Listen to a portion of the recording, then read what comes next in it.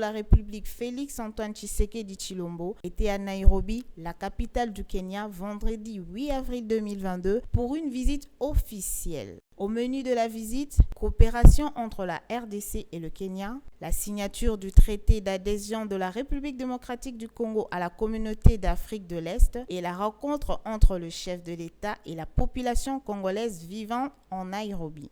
Cette adhésion contribue à la consolidation de l'exploitation des atouts économiques de nos pays respectifs et à l'accès de nos populations aux opportunités offertes par cette coopération élargie et renforcée.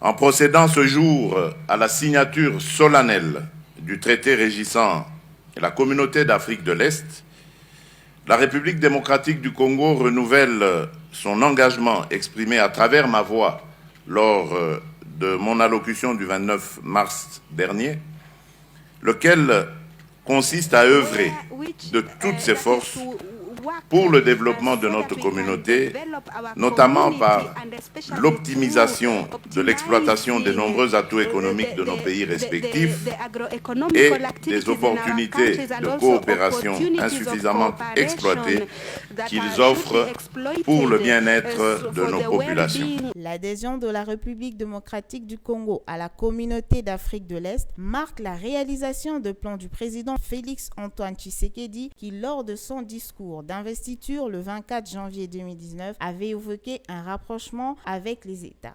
C'était en présence du chef de l'État Félix-Antoine Tshisekedi et du chef de l'État Kenyatta du Kenya que le gouvernement kenyan et congolais ont signé un accord de coopération dans le secteur de l'agriculture, pêche et élevage. L'accord vise à augmenter la productivité dans le secteur agricole et investissement entre la RDC et le Kenya. Après l'adhésion de la République démocratique du Congo à la communauté d'Afrique de l'Est et l'accord entre la République démocratique du Congo et le Kenya, le chef de l'État a échangé avec la communauté congolaise vivant en Nairobi.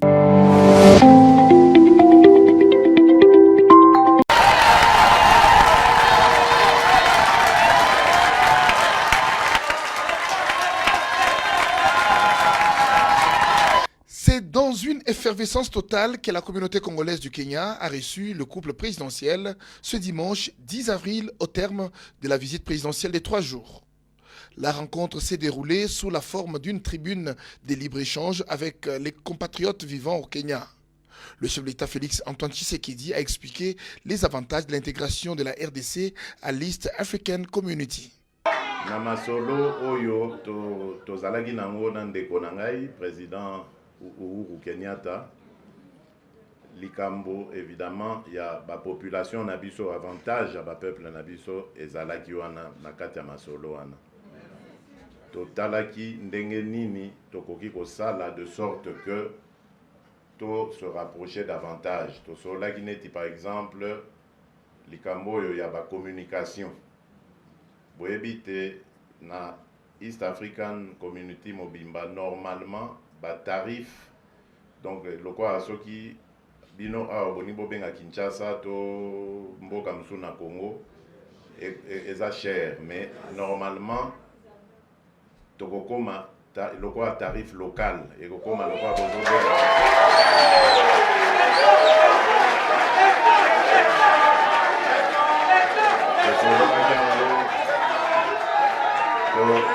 tosololaki yango na ye azalaki koregrete abi kaka eza kaka basalaka yango kaka bango na Rwanda bapays misusu lokola Uganda na Tanzanie mingi balingi likambo wana te ngai abi bon ça etali bango mais biso lokola tokoti na East African Community tokosala yango parce que nayebi ke kozala avantage mingi mpona bandeko na biso bazali tosololi mpe lisusu makambo ya libre circulation c'est-à-dire oyo bokoki kokota sans visa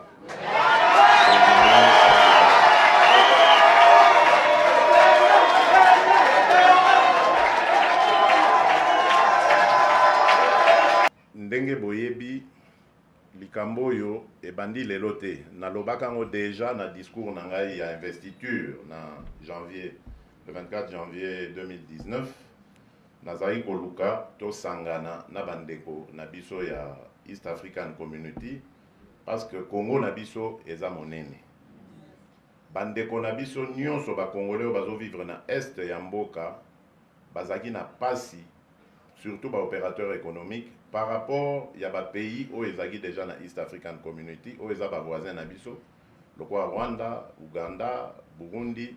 Donc ezalaki quand même moi pasi mpona kosala baaffaire bango baki na baavantage ya douane, tandis que biso toaki kofuta douane lokola bato nyonso oyo baza na East African Community te. Donc tosali effort wana po tokota na kati wana, mais eza kaka mpona bongo te.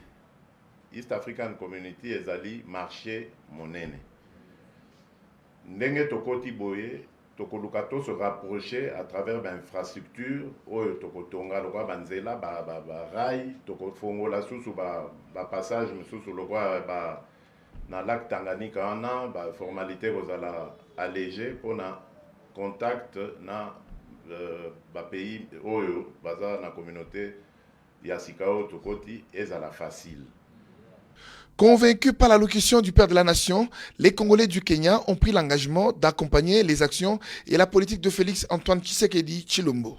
En signe de cet attachement à la mère patrie et au couple présidentiel, les Congolaises de Nairobi ont remis plusieurs cadeaux au chef de l'État et à la distinguée première dame.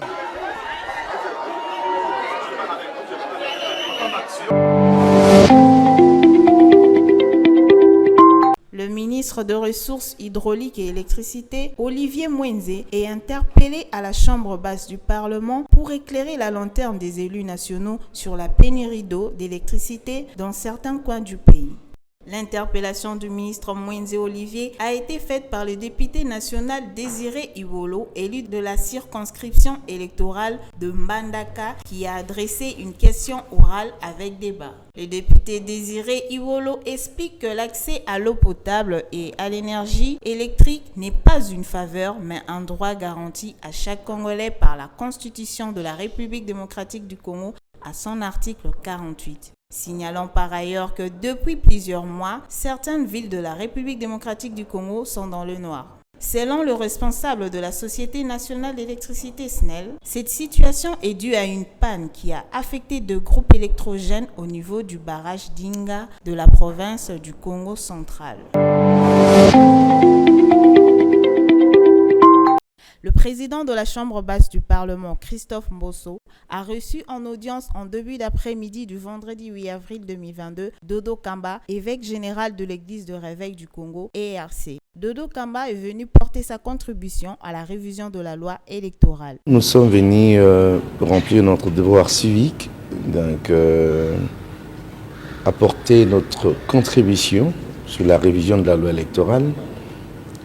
Nous avons travaillé au niveau de notre plateforme et précisément dans une structure de la plateforme qu'on appelle CIME, la Commission d'intégrité et de médiation électorale. Une vision saine, et nous avons tenu compte de l'inclusion, nous avons tenu compte de l'éthique, nous avons tenu compte de pas mal d'éléments, notamment la médiation en particulier, parce que vous savez que en ce qui concerne tous les problèmes qu'on rencontre à la fin des élections, c'est toujours, il y a souvent des conflits. On a pensé par prévisibilité. Selon l'évêque général de la confession religieuse à travers la CIM, une structure technique de confession religieuse, la vision est de voir les élections être organisées de manière transparente, inclusive et crédible. C'est ainsi que la plateforme apporte le meilleur de ce qu'il dispose car elle veut voir les choses bien faites. Cependant, le prophète Dodo Kamba lance un message de paix à la population et la demande d'être sereine et compter sur la grâce de Dieu. C'est au cours d'une descente effectuée ce samedi 9 avril 2022 sur les sites où sont posés les robots roulages que Madame Kirongonzi, génitrice du dit robot, a demandé aux autorités d'effectuer le retrait des faux tricolores installés sur ces lieux. Ensemble, parce que le robot, ça n'est pas seulement moi je fais que les coachings, mais derrière moi, il y a des jeunes filles, il y a des jeunes garçons qui se sont tournés pour arriver à fabriquer cette technologie qui fait la fierté de notre pays.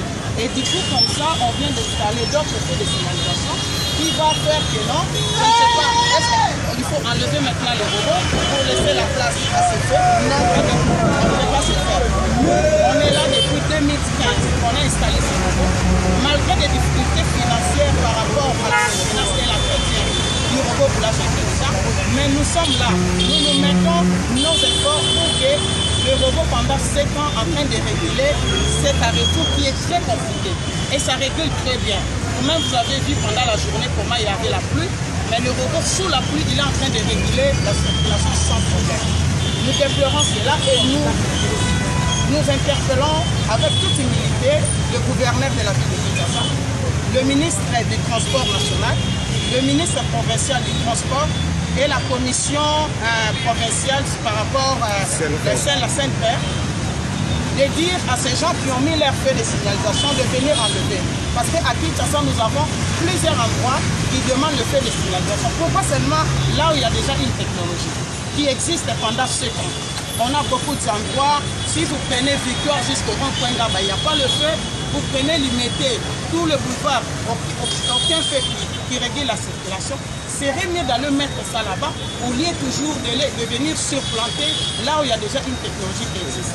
Ici est de signaler que cette invention est l'œuvre propre à la RDC et se doit être encouragée au plus haut point par le gouvernement de la République.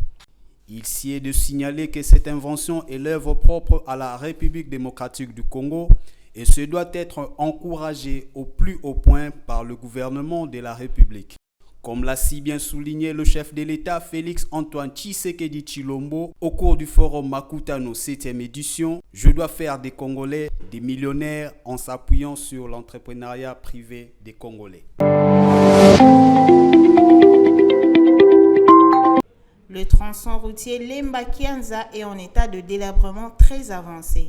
Selon les usagers routiers de ce coin, ce délabrement est dû aux travaux de réhabilitation non terminés lancés par l'Office des voiries et des drainages, l'OVD. Conséquence, la circulation est devenue difficile pour les motos, véhicules et piétons à cause de nids de poules béants.